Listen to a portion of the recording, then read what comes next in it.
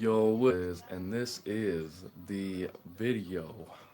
I think it's like the fourth one. The fourth video going through the zodiac signs, working on manipulation and how to you know what? This video is on how to manipulate a cancer. But what I'm going to say is this is not all bad things. You know, you can manipulate people to inspire the world. You can manipulate people to motivate them. You can manipulate somebody into getting a job if they've been depressed. You know, you can manipulate somebody into getting a girlfriend if they haven't had any loving for a minute. This doesn't always have to be a bad thing. But of course, I'm saying these things in a negative light because it's a lot more entertaining and it's a lot easier. Because why? Because I'm an Aries and that's just what we do. You know, we're the strategists, we are the warriors. So, me having this mind, you know, being a natural seer, being a natural manifester, when you put those two elements together, of course, you're going to get what you're getting out of me. But I don't want anybody to take these as a negative or do anything deadly or immoral with this information as I find something else to play in the background. But this is how to manipulate a cancer. Now I already told you there's two types of cancers. There's an overly emotional cancer that's a that's philanthropist, and there's the psychopathic cancer that acts like they're really cool and is very charming and disarming because cancer is ruled by Venus as well as the moon, just like Libra. That's where they get the charming and disarming thing from, and that's where they get the low-key bipolar thing from. When you take into account that justice is a force, justice is something that doesn't have a face, justice is very emotionless and impersonal.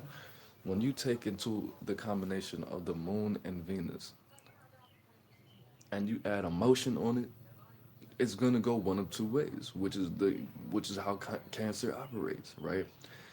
Now, this is gonna work in the way for both cancers, for the light cancer, which is the emotional relationship typical cancer, and this is gonna work for the psychopathic cancer.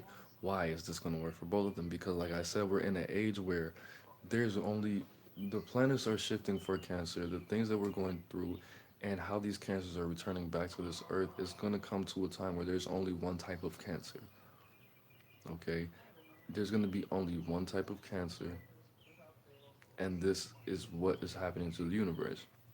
Now, look, how do you manipulate a cancer? You manipulate a cancer through creating sex out of the relationship. When I say sex, I don't mean physical sex. I mean complementary interactions, right? If this cancer is emotionless, being emotional is how you break down those walls and get them to be emotional. Because all cancers are fucking like that. I don't care who you are, right? But when you can complement a cancer in projects, in emotional intelligence, social intelligence, fucking intellectual intelligence, book smarts, that is the way because cancers are very manipulative. Cancers cancers are the water and they are always looking for that compliment. And it might not be romantic. It might just be a friendship.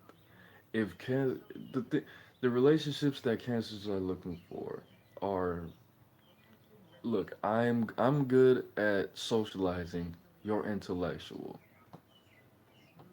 I don't like to deal with people's emotions because I'm so goddamn emotional. You're emotionless and you're good with people in that aspect. I rap slow and I sing when I rap. You rap fast and you're lyrical. That's the type of relationships cancers are looking for. You know, this is why cancers are not really the cancers that I've interacted with. They don't do well in romantic relationships. Why? Because the amount of disappointment that cancer feels, the amount of letdown that a cancer feels. Cancers never fucking let you down. They make great friends, but they make horrible partners. Horrible romantic partners because you can hurt a cancer so much because they give you the benefit of the doubt so much. I've had multiple cancer people and I'm like, bro, look, I know you're a cancer and I shouldn't be telling you this, but I saw your girl over here doing something, bro. And just the amount of delusion that they will put themselves through and abuse. that they will allow into the relationship is amazing. And at the end of the day, we all know it's not gonna last. Why are you doing this to yourself? Because you're gonna start drinking again, and it's not gonna be good, Cancer. But that's pretty much what it is, bro.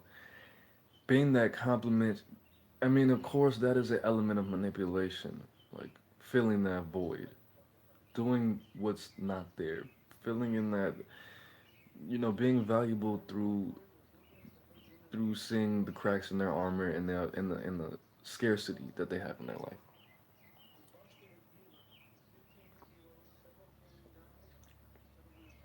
See, a Cancer, even if you uh, even if you are a Cancer and you don't have a lot of money, Cancers are the kings of being with people who don't have a lot of money, although they like to have a lavish lifestyle and they like a nice stuff because they want to, similar to Aries, they want to build you up.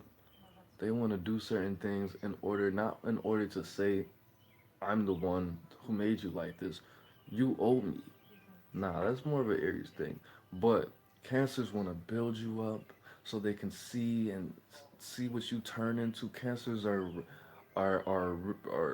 they could be good parents, I suppose. But the amount of disappointment, I don't think it should happen to a lot of Cancers. Not all Cancers. I'm sure there's pretty good Cancer parents out there. But filling in those blanks, having those complementary relationships with a Cancer, that's pretty much it. Because the crazy thing about it is, Cancer relationships are very strategic. They're very logical. The attraction is not, Cancers are attracted to a lot of people, but I mean, just like everybody else. But the attraction that they are willing to build and put out is very selective. Their relationships are very strategic and they are very logical. Like with Taurus and Aries, you're like, why the fuck are you friends with this person? They don't have a job, they stink, and they're stupid. But an Aries or a Taurus is like, I rock with them, bro, because I know he's not funny. I know this, but I just rock with this person. I don't know why. But a Cancer, when they introduce you to their friends, you're gonna be like, oh, that's the guy with the money. This is the guy with the girls. This is the guy with the cars. She knows where to get weed, cause she doesn't have to pay for it. And this is the person who gets the hookup on Hawks ticket, not Hawks ticket, fucking Bulls tickets or something like that. The relationships and the networking that Cancer does is very strategic, it's very logical, and you can understand on a in a logical way, on a logical level, why they are messing with the people that they mess with. Aries, Taurus, mm, I think Aries and Taurus are the only ones where you're like, these people are just totally against everything that you should be doing.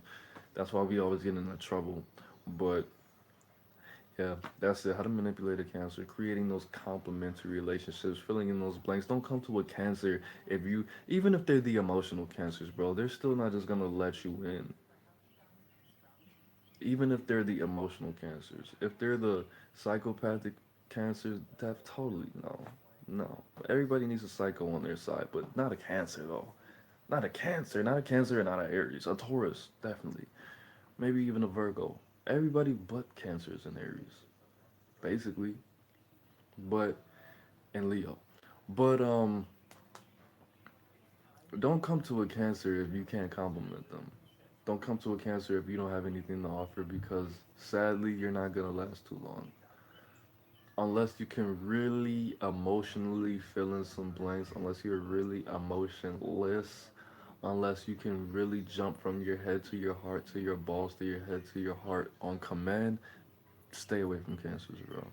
I'm not saying that they're gonna chew you up and spit you out, but that's just how they rock. That's just how they rock. Cancers, pretty much have the mentality of an impoverished single mother. And I shouldn't have said that. I was gonna not say that, but I said it anyway.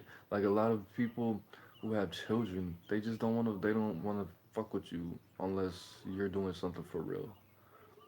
Because they have kids and they just don't have time to play. That's all it is. And that's all I meant by that. But yeah, that's it, man. It's Aaron Moses. I'm the bang, you the bang, we the bang together. Oh wait, see? That's not even it. That's my other channel. Life is in the breath, breathing in. Peace.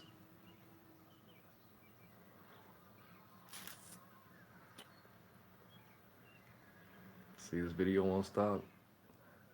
Everybody knows I fucked up.